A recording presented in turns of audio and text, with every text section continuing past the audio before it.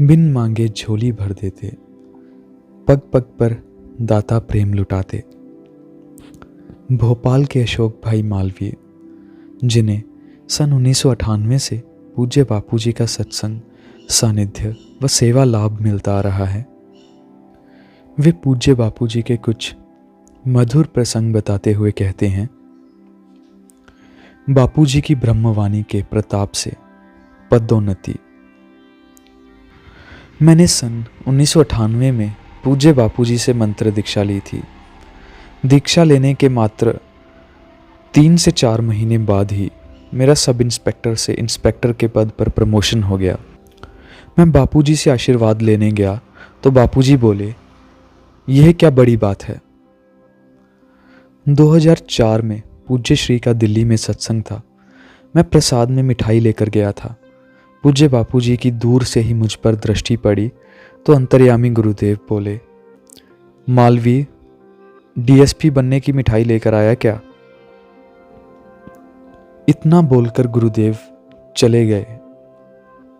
अब मुझे तो इंस्पेक्टर बने 5 साल भी पूरे नहीं हुए थे और पदोन्नति के लिए कम से कम 6 साल का समय लगता है।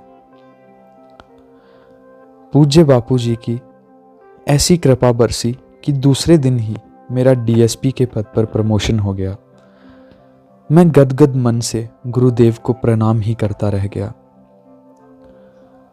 फिर जब मैं 2014 में पूज्य श्री के दर्शन करने जोधपुर जेल गया तो गुरुदेव मुझे देखते ही सहज भाव से बोले, एसपी आया, एसपी आया। मैंने कहा, बापूजी, मैं तो डीएसपी हूं। नहीं नहीं, तू तो अभी एसपी बन गया।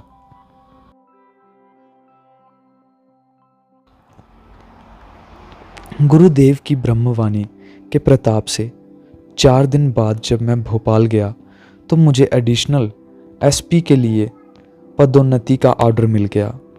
गुरुदेव की ऐसी कृपा रही कि मेरे ऊपर जो एसपी पद संभालते थे वे पद पर ना होने से मैंने ही उनका पदभार चार्ज रिटायरमेंट तक संभाला। अंतर्यामी सदगुरुदेव ने बिना मांगे ही मेरी झोली भर दी और सब इंस्पेक्टर से एडिशनल एसपी बना दिया।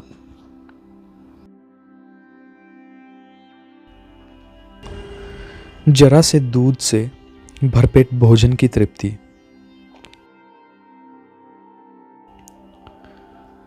यह मेरा सौभाग्य है कि मुझे निकट से पूज्य बापूजी के दर्शन, सानिध्य का लाभ मिलता रहा है।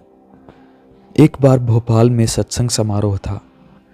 रात को 10 बजे जब सत्संग पूरा हुआ और मुझे पूज्य श्री को कुटिया तक छोड़ने की सेवा मिली।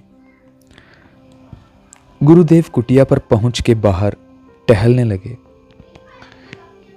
मैं भी पीछे पीछे धीरे धीरे चलने लगा। व्यस्तता के कारण मैं सुबह से भूखा था। गुरुदेव बोले, तुम भूखे हो? गाड़ी की डिक्की में 250 ग्राम दूध पड़ा हुआ है, जाके ले लो। मैंने संकोचवश मना किया तो गुरुदेव बोले, अच्छा, अपन आधा आधा पी लेते हैं। मैंने गुरुदेव का प्रसाद रूप दूध लिया और उसमें से थोड़ा थोड़ा मेरी गाड़ी के ड्राइवर, गार्ड व 2 साथियों को दिया। उन्होंने भी सुबह से कुछ खाया नहीं था।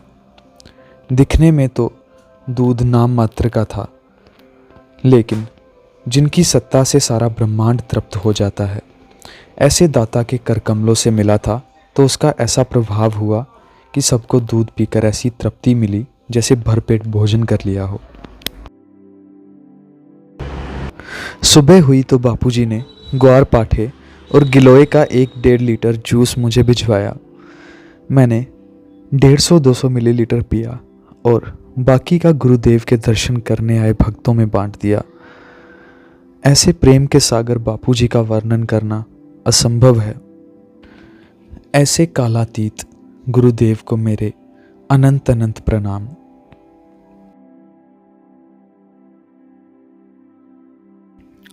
सितंबर 1998 की बात है।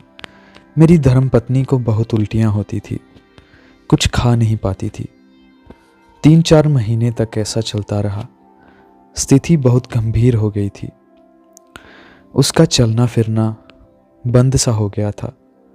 हमने भोपाल के बड़े बड़े डॉक्टरों को दिखाया, एलोपैथिक, होम्योपैथिक, आयुर्वेदिक, हर प्रकार के इलाज करवाए, परंतु वह ठीक नहीं हो पा रही थी। हम भोपाल आश्रम में गए और उससे बड़ बादशाह की 7 परिक्रमा करवाई और प्रार्थना की। गुरुदेव की ऐसी कृपा बरसी कि कुछ ही दिनों में वह पूर्णतः स्वस्थ हो गई। कुछ दिन बाद भोपाल में पूज्य बापूजी का सत्संग था।